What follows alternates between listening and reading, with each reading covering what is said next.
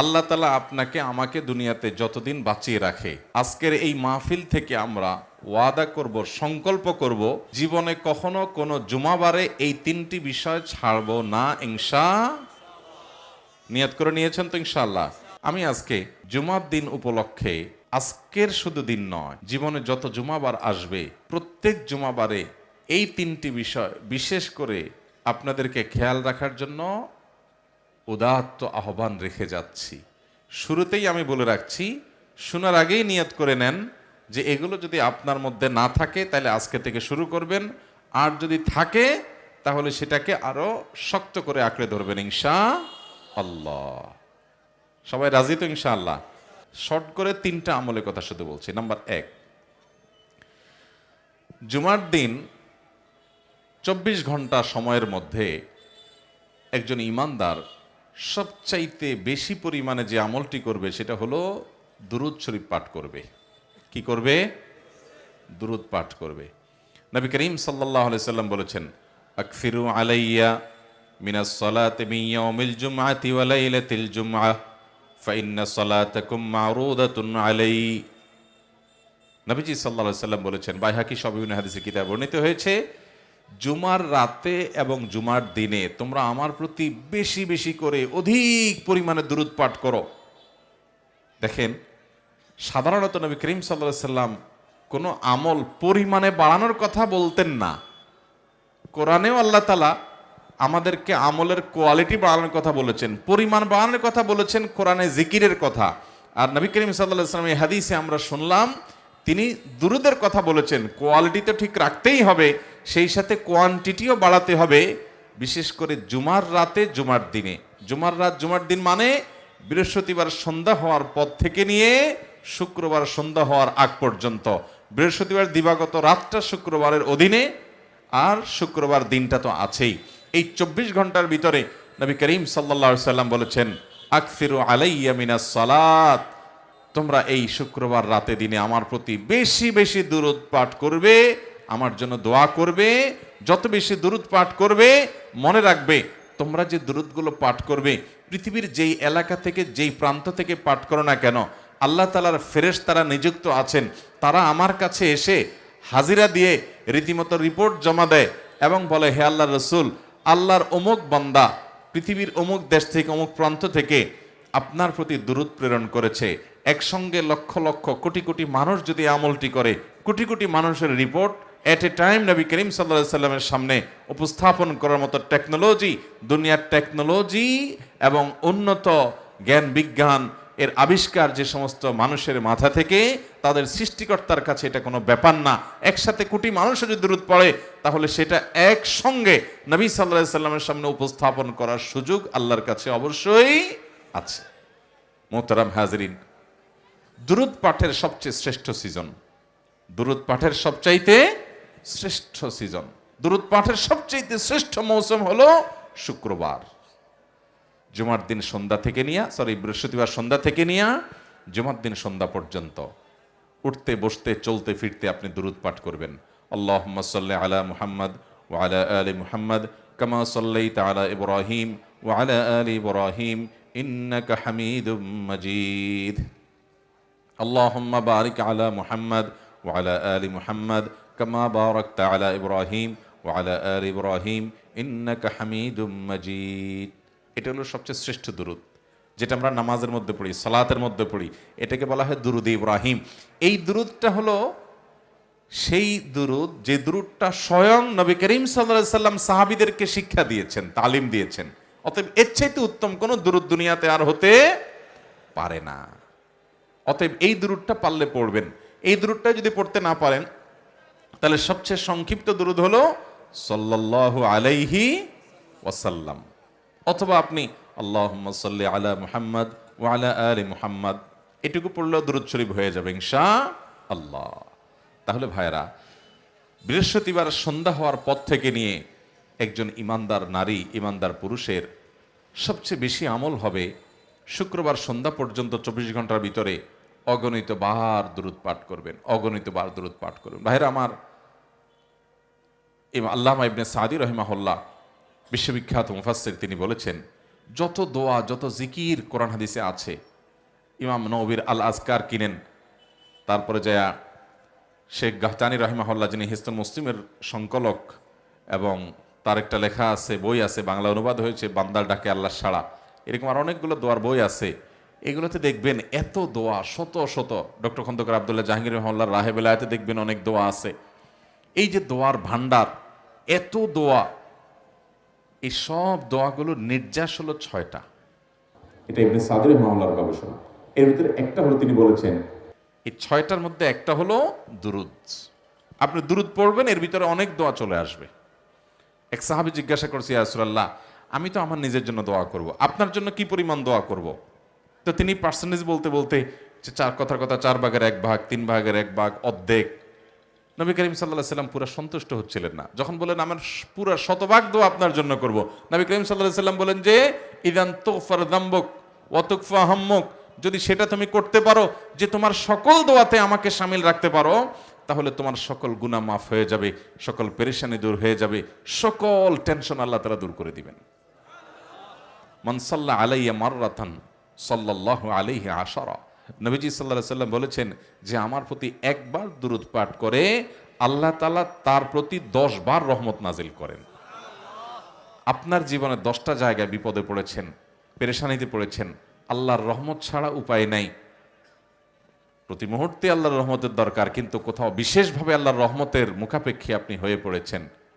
আল্লাহ তাআলা একবার দুরূদ যদি আপনি হক আদায় করে সুন্দর মতে পাঠ করেন, তো আপনার জীবনে 10 জায়গায় আল্লাহ তাআলা রহমত নাজিল করবেন। ভাইরা আমার, আমরা আমাদের নবীজি সাল্লাল্লাহু আলাইহি ওয়াসাল্লামের প্রতি দুরূদ প্রেরণ করলে তার কোনো লাভ নাই। তার লাভ আল্লাহ তাআলা তার প্রতি রহমত এমনিই করবেন তার নবীর প্রতি, আমরা দোয়া করি বা না করি। কিন্তু আমরা যদি দুরূদ পাঠ করি তাহলে সবার আগে আমাদের লাভ হবে। অতএব এই দুরূদ সবসময় বেশি বেশি করে পাঠ করবেন, মুখের ভিতরে চলতে থাকবে। কিন্তু শুক্রবার যখন আসবে, বৃহস্পতিবার সন্ধ্যা থেকে শুক্রবার সন্ধ্যা পর্যন্ত এই আমলটা সবচাইতে বেশি পরিমাণে করব চেষ্টা করব তো ইনশাআল্লাহ।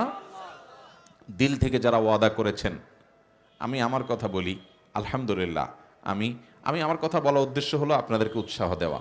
আমার পরিবারের ছেলে মেয়েকে, পরিবারকে, আমার সাথে, এমনকি আমার ড্রাইভার সাহেবকেও আমি মাঝে মধ্যে বলি, আমরা স্মরণ করাই। বৃহস্পতিবার হলে একজন আরেকজনকে স্মরণ করাই। আমি শুধু বলা না যে তোমরা আজকে দুরূদের আমল শুরু করছো, কে কতবার করছো, শুরু করছো তো। অতএব আমরা আমাদের পরিবারে, বাসা বাড়িতে নিজেরা আমরা আমল শুরু করবো। ভাই, আমাদের দুনিয়া থেকে যাওয়ার সময় টাকা পয়সা, পদ পদবি, নাম যশ খ্যাতি কিচ্ছু যাবে না, সব থেকে যাবে ভাই। একটা কম দামের কাপড় নিয়ে পুরো শরীরের সব কিছু খুলে পকেট থেকে মানিব্যাগটাও রেখে দিবে, মোবাইলটাও রেখে দেওয়া হবে, সব কিছু রেখে দেওয়া হবে, আপনার কিচ্ছুর সাথে দেওয়া হবে না ভাই। একটা কাপড়ের টুকরা নিয়ে যাবেন সাথে, আপনার সাথে আসল যাবে হলো আল্লাহ তাআলার কুদরতি যে ডাকপিয়ন আছে, তাদের মাধ্যমে আপনার আমল নামাগুলো চলে যাবে। আল্লাহ তাআলা বলেছেন, ওমা তুকদ্দিমু লিআনফুসিকুম মিন খাইরিন তাজিদুহু ইনদাল্লাহ, দুনিয়া থেকে যে ভালো কাজগুলো পাঠিয়ে দিবা, আল্লাহর কাছে যায় দেখবা সব আছে। অতএব বেশি বেশি দুরূদ পড়বো তো ইনশাআল্লাহ, লাভ আমার হবে, লাভ আপনার হবে। আমি বিভিন্ন জায়গায় বলি, ভাইরা, আমার জীবনে এমন কিছু পরিস্থিতি আসছে, দেয়ালে পিঠ থেকে গেছে, মনে হয়েছে যে আল্লাহ তাআলা এই মুহূর্তে অলৌকিক কোনো সহযোগিতা না করলে আমার বোধহয় আর রক্ষা নাই। এই ধরনের বিপদ, আল্লাহর শপথ করে বলছি। একটা ঘটনা তো স্পষ্ট এখনো মনে আছে যে এই মুহূর্তে আল্লাহ তাআলার বিশেষ সাহায্য ছাড়া রক্ষার কোনো উপায় নাই, এরকম একটা পরিস্থিতির মধ্যে পড়ে গেছে। আমি ওই বিপদ শুরুর থেকে নিয়ে উদ্ধারের আগ পর্যন্ত মুখ দিয়ে দুরূদ এবং আরেকটা হলো ইস্তেগফার কন্টিনিউয়াস চালাইতে রয়েছি, কন্টিনিউয়াস অনবরত পড়তেই ছিলাম।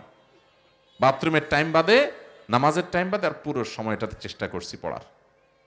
এমনভাবে আল্লাহ তাআলা এমনভাবে সাহায্য করেছেন যে আমি কল্পনাও করি নাই এই টাইমে এটা হতে পারে। দুনিয়ার কোনো সিস্টেম বলো না, এরকম আমার সমস্ত আপনার বুঝ বুদ্ধি, আমার কল্পনা জল্পনা ধারণা সব কিছুকে উল্টে দিয়ে অলৌকিকভাবে আমি দেখেছি আল্লাহ তাআলা আমাকে ওই জায়গায় সাহায্য করেছেন।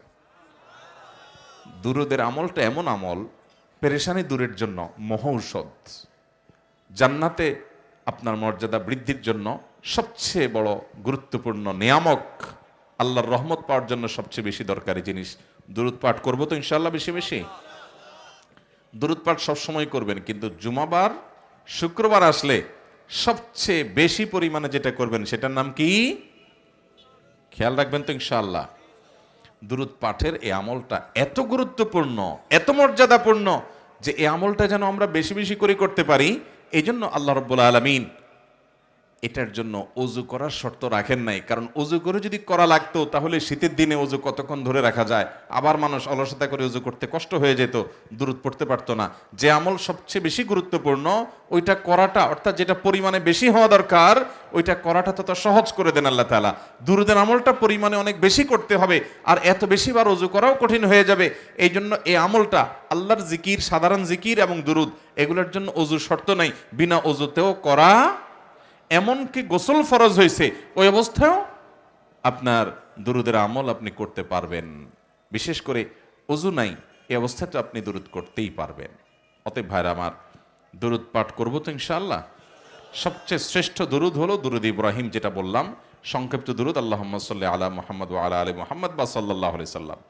এছাড়া আরো কয়েকটা দুরূদ আছে, যেই দুরূদগুলো বিভিন্ন বই পুস্তকে আপনারা দেখেন। দুরুদে হাজারি, দুরুদে লাখি, দুরুদে তুনাজ্জিনা, দুরুদে নারিয়া, এরকম আরো অনেক রকমের দুরুদের কথা আপনারা শুনছেন না শুনেন নাই? এই দুরুদগুলো নবী করিম সাল্লাল্লাহু আলাইহি সাল্লামের কোনো হাদিসে বর্ণিত হয় নাই। এ জাতীয় আরো যত দুরুদ আছে, এগুলোর অর্থের মধ্যে যদি কোনো শিরকপূর্ণ কিছু না থাকে, এগুলোর অর্থের মধ্যে যদি আপত্তিকর খারাপ কিছু না থাকে, দুরুদের মূল জিনিসটা হলো নবী সাল্লাল্লাহু আলাইহি সাল্লাম তার পরিবার এবং সাহাবীদের জন্য দোয়া, সেটা যদি থাকে তাহলে এরকম মানুষের বানানো দুরূদ পড়া যেতে পারে। কিন্তু উত্তম হলো নবী সাল্লাল্লাহু আলাইহি সাল্লামের শেখানোটা। কথা কি বুঝাতে পারছি?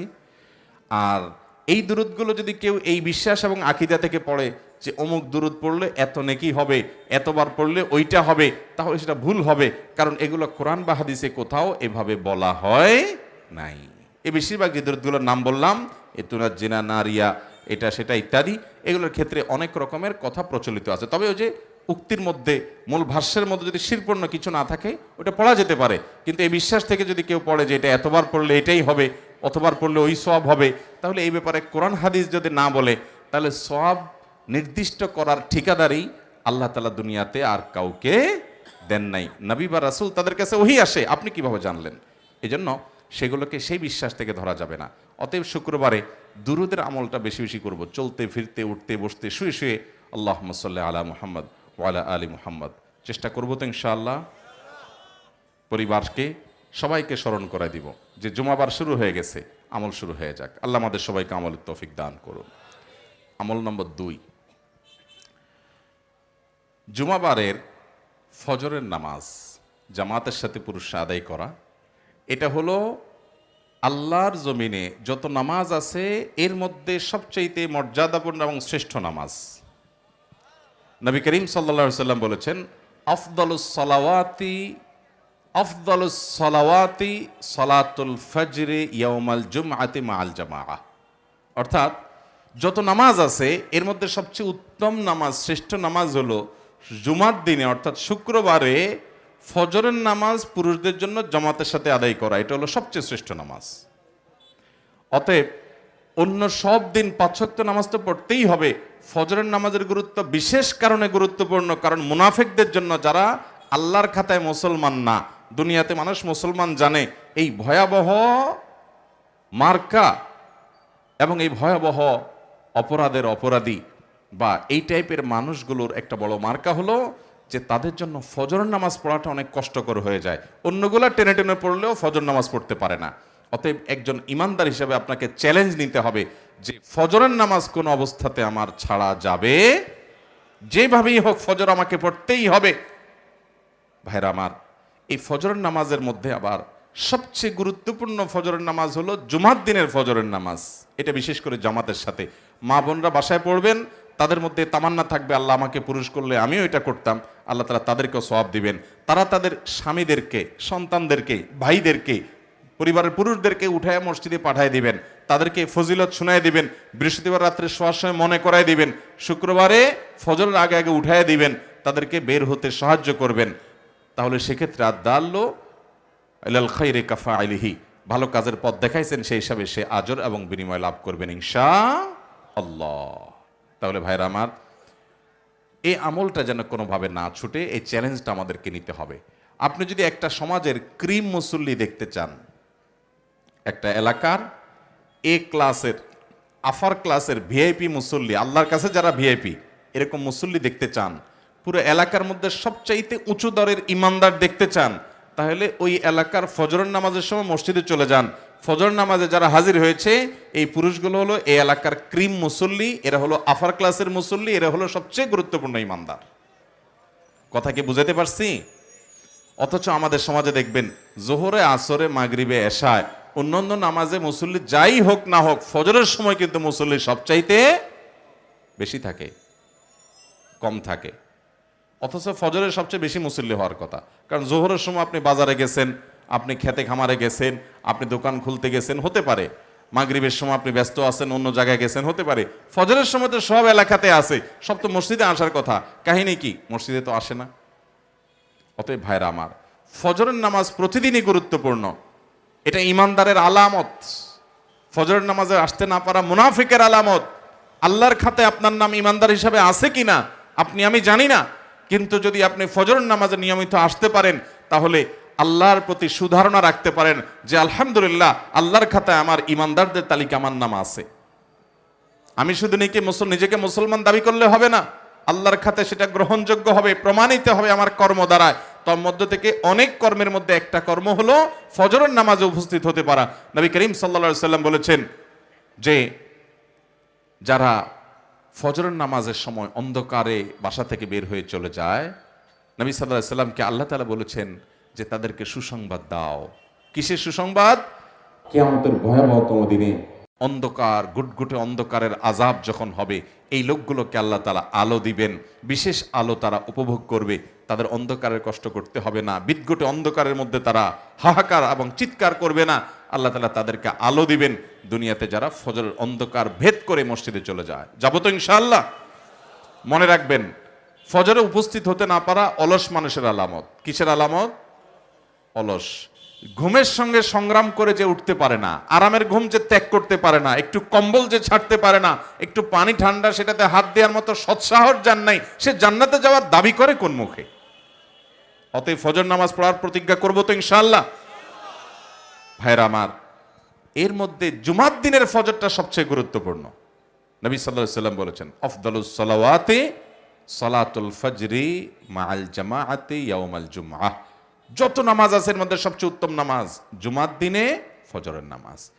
এই হাদিস আমরা অনেকে হয়তো আজকে প্রথম শুনে থাকবো, অনেকের হয়তো আগে থেকে জানা আছে।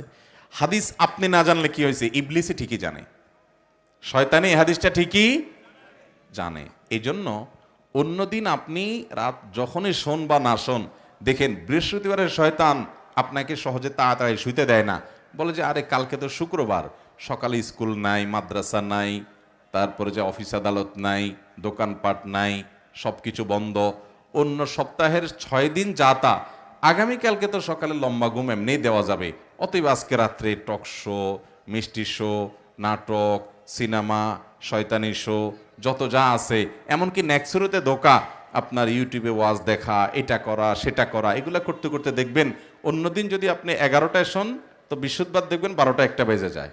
ঠিক না বে ঠিক?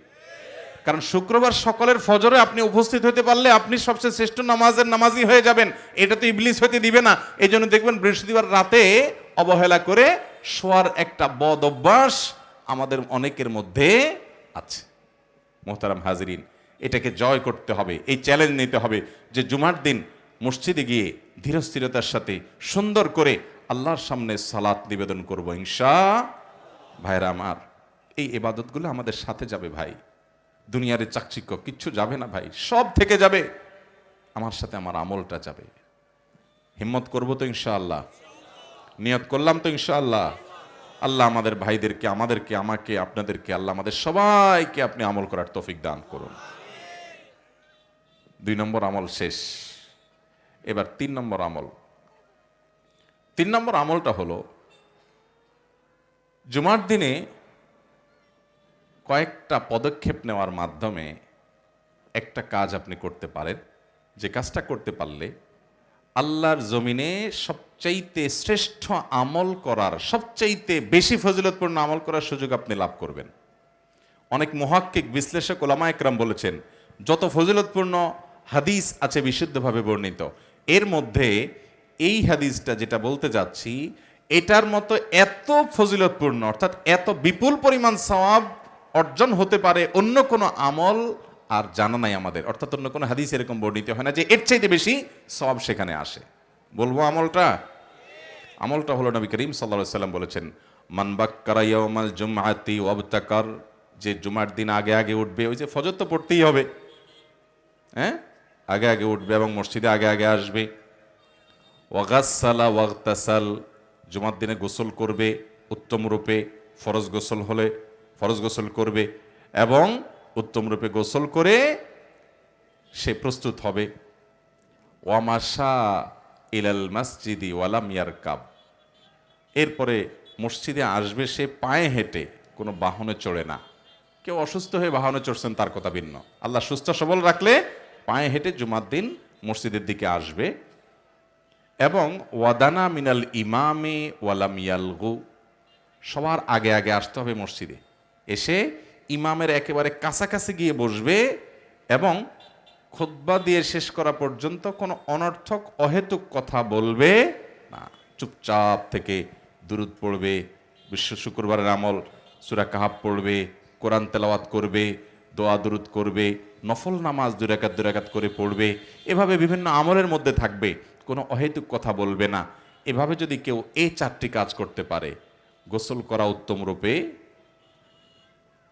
এবং আগে আগে, প্রথম হলো আগে আগে ঘুম থেকে উঠা এবং আগে আগে মসজিদে আসা সবার, এবং গোসল করা, পায়ে হেঁটে মসজিদে আসা, কোনো বাহনে না চড়া। 4 নম্বর হলো ইমামের একদম কাছাকাছি, যত কাছাকাছি গিয়ে যাওয়া সম্ভব সেখানে গিয়ে বসে এবং মনোযোগ সহকারে খুতবা শ্রবণ করে, কোনো অনর্থক কথা বলে না, কোনো কাজ করে না, নীরব নিস্তব্ধ থাকে। এই কাজগুলো যদি কেউ করতে পারে, তাহলে বাসা থেকে মসজিদে আসতে গিয়ে যতগুলো কদম দিবে, যতগুলো পা ফেলবে, প্রতিটা পা ফেলার বিনিময়ে আল্লাহ তাআলা তাকে 1 বছর নফল রোজা রাখার আর 1 বছর রাত জেগে তাহাজ্জুদ পড়া সওয়াব দান করবেন। 1 বছর, সারা বছর জুড়ে নফল রোজা রাখলে যে সওয়াব পাইতেন, সারা বছর জুড়ে প্রতি রাত জেগে, সারা রাত জেগে নামাজ পড়লে যে সওয়াব পাইতেন, 1 কদমে সেই সওয়াব। তাহলে আপনার মসজিদ থেকে আপনার বাসা যদি আসতে 100 কদম লাগে, 100 কদম হইতে কতটুকু জায়গা, অল্প একটু জায়গা হলে 100 কদম হয়ে যায়। 100 কদম যদি আপনার হয়, তাহলে আপনি 100 বছরের সওয়াব পেয়ে গেলেন।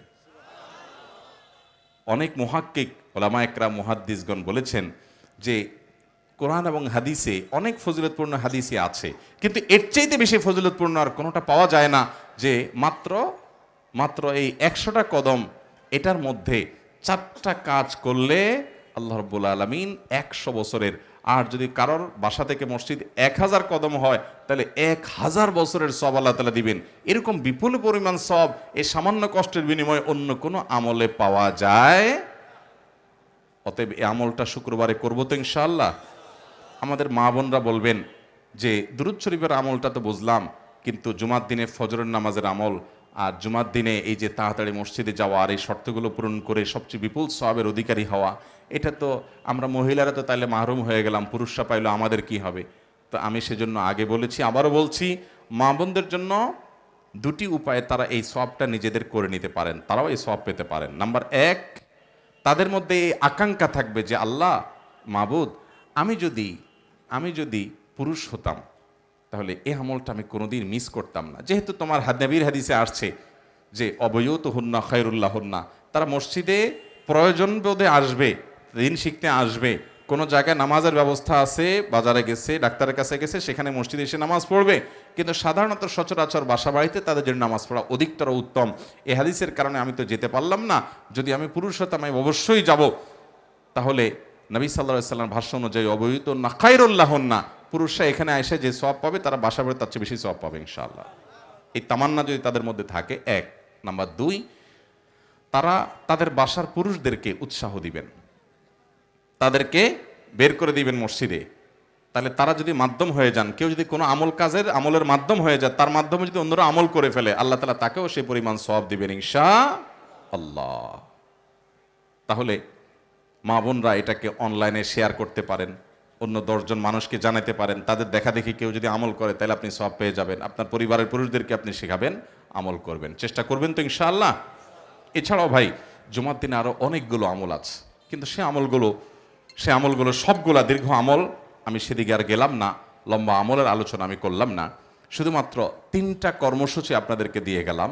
আবারও বলছি, বৃহস্পতিবার সন্ধ্যা থেকে নিয়ে শুক্রবার সন্ধ্যা পর্যন্ত এই 24 ঘন্টা, জুমাবার রাত যেটা বৃহস্পতিবার দিবাগত রাত সন্ধ্যা থেকে শুরু হয়, বৃহস্পতিবার সূর্য অস্ত যাওয়ার পর এ থেকে নিয়ে শুক্রবার সূর্য ডুবার আগ পর্যন্ত এই 24 ঘন্টার ভিতরে বেশি বেশি দুরুদ পাঠ করবো এই আমলটা আমি সবচেয়ে গুরুত্বের সাথে বলে যাচ্ছি ভাইরা, এটা কখনো ছাড়বেন না ভাই, এটা কখনো ছাড়বেন না। এত অধিক পরিমাণে হাদিস নবী সাল্লাল্লাহু আলাইহি সাল্লামের অধিক পরিমাণে করার জন্য অন্য কোনো আমলের ক্ষেত্রে নবী সাল্লাল্লাহু আলাইহি সাল্লাম বলেন নাই। কোরআনে আল্লাহ তাআলা জিকিরের কথা বলেছেন যে উযকুরুল্লাহ যিকরান কাসীরা ওয়ায-যাকিরিনাল্লাহ কাসীরাও ওয়ায-যাকিরাত।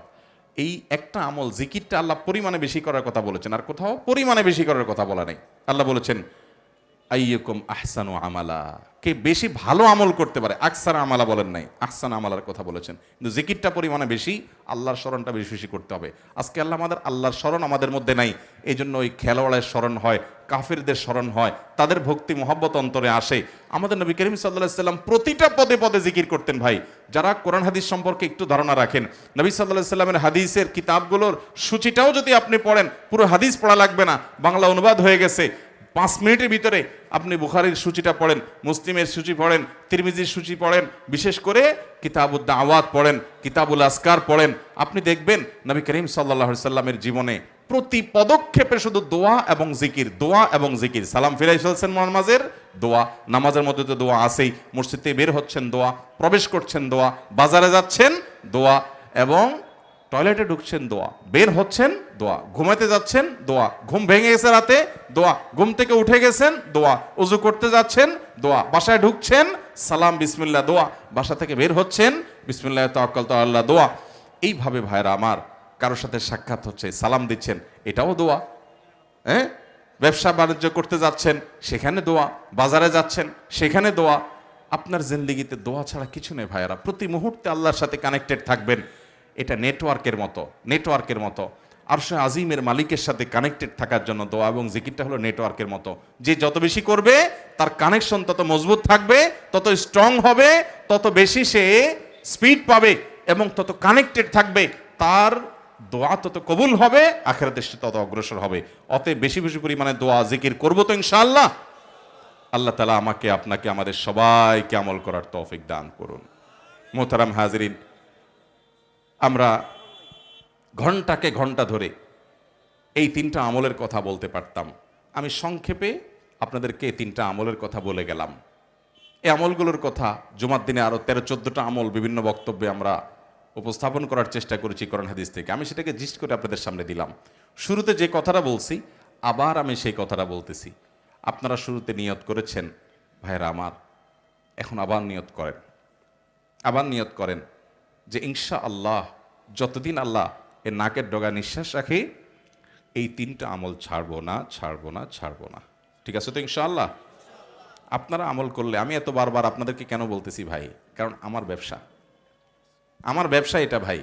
আপনারা সবাই যদি আমল করেন তাহলে আপনারা তো সওয়াব পাবেনই, আমার মাধ্যমে হলো, আমি বললাম সেজন্য হলো, এজন্য আল্লাহর কাছে আশা, আল্লাহ যদি আমাকে দয়া করে সেই পরিমাণ সওয়াব দেয় হাদিসে বর্ণিত ওয়াদা অনুযায়ী। সবাই করবেন তো ইনশাআল্লাহ? আপনি আবার আরো 5 জনকে বলবেন, আপনার স্ত্রীকে বলবেন, আপনার পরিবারের লোকদেরকে বলবেন, সবাইকে উৎসাহিত করবেন। করবো তো ইনশাআল্লাহ? জুমার দিনের এই সময়টাকে আমরা কদর করব। আল্লাহ রাব্বুল আলামিন আমাকে, আপনাকে, আমাদের সবাইকে আমলের তৌফিক দান করুন।